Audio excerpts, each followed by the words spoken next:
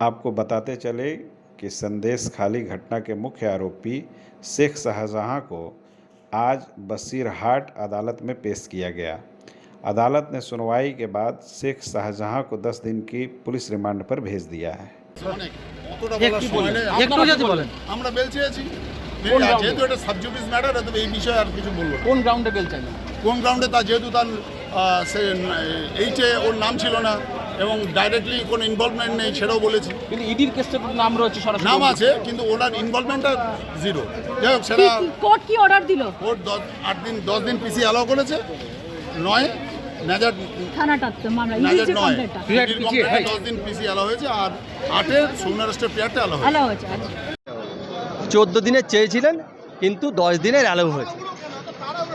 কোথায় নিয়ে যাওয়া হচ্ছে সেটা এই মুহূর্তে আমরা বলতে পারবো না, এটা পুলিশের ব্যাপার, এটা আমাদের কোনো ব্যাপার না। কোর্টে যেটা নিয়ে এসছে সেটা আমরা বলছি। আর একটা মামলায় ওকে সোন অ্যারেস্টের পেয়ার দিয়েছিল, সেটাও অ্যালাউ হয়েছে। ধারা দেওয়া হচ্ছে? 353 আছে, অনেক সেকশন আছে, 147, 148, 353, অনেক ধারা আছে।